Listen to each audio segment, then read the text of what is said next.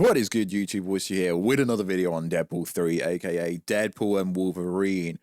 So, as we are getting closer to the end of June, we're getting closer to the release of Deadpool and Wolverine being at the end of July, and we're getting closer to trailer 3, the final trailer, which there's a lot of misleading reports about what's actually going to take place in said trailer. So in today's video, we're going to go over a bunch of information to do mostly with Deadpool and Wolverine. So, if you are new around here, what the freaking hell are you doing? Make sure to subscribe to never miss any of the Marvel, DC, Kaiju, Monsterverse, pop culture, based content. Yo, that was a mouthful. That I tried to deliver on a daily basis, personally, by myself. If you could, subscribe to the channel, turn notifications on, and let me know who is going to be the massive surprise in Deadpool and Wolverine that everybody keeps talking about. Personally, I don't think it's going to be as obvious as what most people think.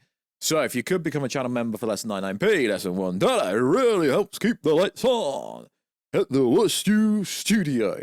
Also, if you want to check us out on Instagram at Warstu to see the beautiful face behind said beautiful voice, check us out on Instagram at Warstu. And also, if you could, check us out on Twitter, WarstuG. Right, let's get into it. So there is lots of information going around about he said, she said, what's going on with Deadpool 3? So many misleading reports, so let's break it down. So as we know, Marvel put the tickets on sale for Deadpool and Wolverine so far ahead of time to the point where I was thinking, is this genius? Is this desperation? Or is Marvel just trying to gauge how much money they have to spend in marketing? So as we know, this is an R-rated movie, and also as we know, the highest grossing R-rated movie ever was Joaquin Phoenix, Todd Phillips, the Joker movie that came out a long time ago now. And it turned over $1.1 billion. So the estimation for Deadpool and Wolverine is over $200 million. Now, the interesting thing here is this is an R-rated movie. Now, the other interesting thing is, and this is what most people don't look is, when they look at the predictions and the estimation, they're not really showing you any real numbers of where this is coming from. And yet, it's cool to do a lot of comparisons. Could this movie make $1 billion? Sure. But comparing it to Spider-Man No Way Home, which had the nostalgic feeling, it wasn't an R-rated movie. It being an R-rated movie really does isolate the audience to the point where you have to be a certain age to watch it. So, numbers are comparable to Spider-Man No Way Home, which opened to $260 million. I mean, this is talking about domestic, not globally. Really, it should be talking about the global total, realistically. Because if you don't live in America, no one like domestic numbers. Let's be honest. Well, we don't. Okay, us English people don't. So it is cool that they're comparing stuff. But at the same time, there really isn't any real data. The first box office for Deadpool and Wolverine are massive to offer the flick. We have the biggest opening weekend in the last 3 years since Spider-Man No Way Home, which is interesting. Because this movie is basically a one and done in the sense of, I don't think this movie, unless you're a die-hard Marvel fan, is going to have the rewatchability, the nostalgic feels that seeing Tobey Maguire and Andrew Garfield together did, to the point where a lot of casual people tuned in. Now, realistically, there isn't really that much hype for Deadpool and Wolverine outside of the Marvel community. If I'm being honest, I would say Godzilla x Kong had more hype about it.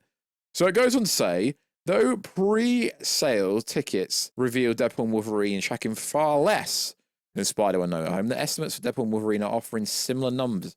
Similar numbers, but this does not really mean that much. But then again, it might be a good thing, because like I keep saying, you don't pre-order video games nowadays. You don't pre-order your tickets. We here in England, and most people I know, just rock up to the cinema whenever they feel like it. The exact same with Oppenheimer, which did just under $1 billion. Exact same with Barbie, did over $1 billion. So the pre-ticket sales, sure, it's a cool indication. But people talking like this is going to be a groundbreaking and it's going to be the biggest box office ever, I don't really think it's going to be like the biggest box office ever. It might do numbers, sure. So it goes on to say, back in 2021, Spider-Man No Way Home opened with 260. Estimates are putting this at 239 million. I think estimates are being a bit ambiguous. It should be more like 150.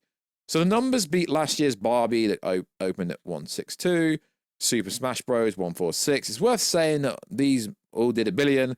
Top Gun Maverick 126, Black Panther Wakanda Forever 180, that didn't do $1 billion, and Doctor Strange Into the Multiverse of Madness did 187 and closed just under $1 billion. So the movie doesn't actually have to make $1 billion.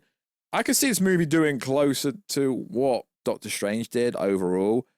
So, for the record, Marvel Avengers Endgame opened to a whopping 365 million, and Infinity War did 257. Now, I guess you could say, because we don't really know who's in this movie in terms of cameos, because let's be honest, if this movie's going to be pushed by the casuals, it's not really going to be pushed by the Marvel fans realistically, because as I keep saying, the general audience sells movies and makes movies, not comic book fans, because you're like the minority part of the audience, if I'm honest. So I really hope this movie does well, but at the same time, it's not a sequel to the Deadpool movie, but it is, but it isn't, but it's Sean Levy. What are you on about? Of course it is, because it's got to be, because otherwise it will be a completely different movie. I get what he's saying. It's part of the multiversal saga, and it's going to leave it open, especially with post-credit scene, so we can see what's coming up. But I think people just need to chill, because these predictions are based off nothing, really. The industry leader in film data, Research Insight, according to the website. The site is also listing Deadpool and Wolverine having the highest percent aware of the film, percent interested in seeing the film, percent who would prefer to watch this in the theater, and percent who would pay to watch the film in any of the up-and-coming movies 2024. It's pretty lame when we get to a point where there needs to be data quantified of how likely someone is to go and pay to watch a movie. Now, this is a problem that world disaster caused back a few years ago, is now people don't really care, because they know sometimes you can watch a movie a few weeks later on streaming. Sure, that's not going to be the case for this movie, but I think some people are blowing these numbers way out of proportion. Like I said, Deadpool and Wolverine will bang. It will most likely hit $1 billion. But it's going to break Spider-Man No Way Home numbers is absolutely nonsense. Because let's be honest, all the spoilers, all the so-called cameos, they're all basically out there except for maybe 2 or 3. So yeah, I hope it does well, but sure, it most likely will break Joker at 1.1 billion, but that is massive, because generally what happens for most movies, not just Marvel movies, is you get the opening weekend and then movies dip really hard. So I really hope this movie does well.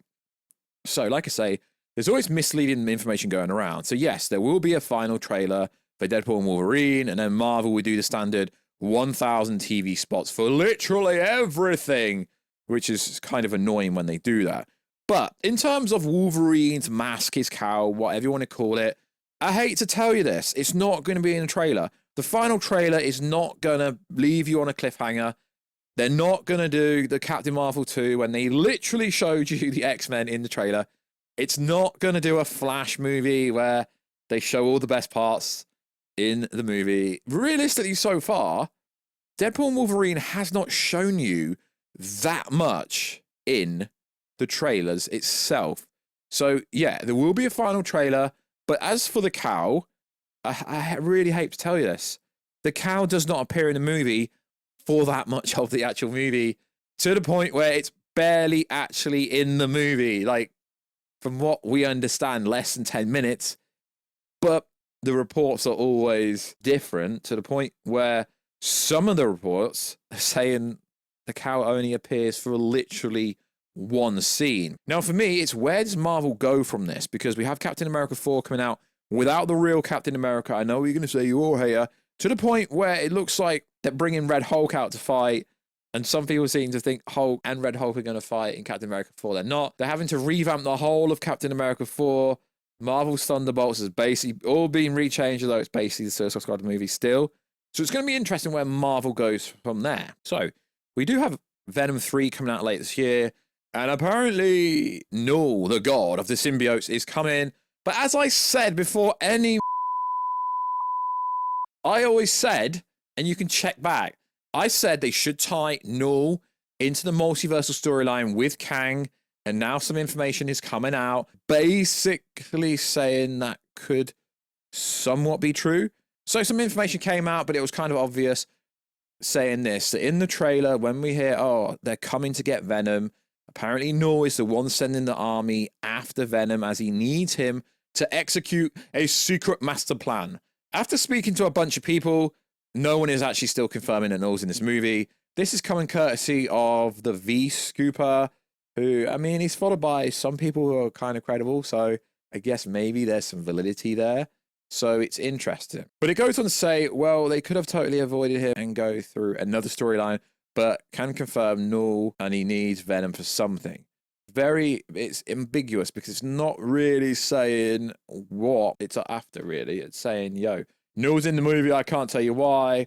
Then if you go back to Alex Perez teasing it, if you go back to Cryptic HD, who basically teased it but didn't actually say anything.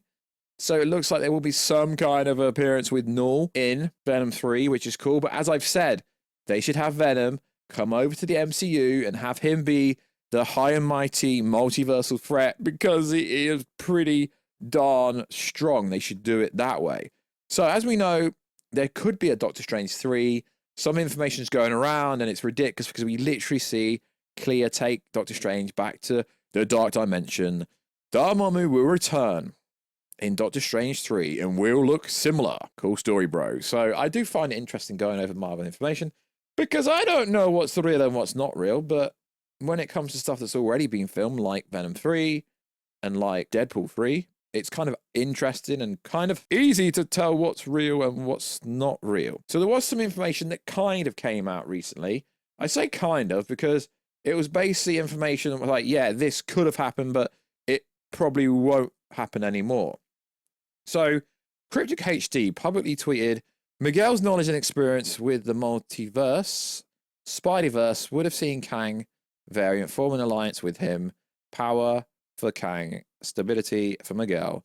Some time back, I heard Marvel wanted the alliance, but Sony thought Miguel was a huge ask. As we know, Sony basically owns every character linked to Spider-Man.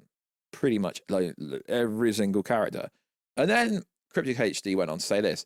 Though this is most likely not happening again, you know why? I heard Miguel is still on the table and there's a great possibility he could still make a live-action debut in the near future in a team or some variation of that. So what did Cryptic HD say? Basically said nothing. Basically said it was an idea thrown out there. So you're probably going to see a bunch of people saying, yo, Spider-Man 2099 Kang is going to be in the MCU. But if you actually read what was said by Cryptic HD, he didn't say a Spider-Man 2099 Kang was coming to the MCU at all. But you know how the internet works and you know how people on TikTok, etc., take stuff out of context. It doesn't say Kang 2099 is coming to the MCU. Nowhere did it ever say that. So yeah, nowhere did it ever say that. It would be cool because, as I say, Kang with, you know, Spider-Man 2009 could have been a cool story. But as I said previously, Knull should have been some kind of multiversal threat for the multiversal saga. But we understand that's very hard because it's a Sony-owned character and that Sony were using Venom, so it would have been very hard to work and Sony probably would turn them down, but we don't know how Venom ends.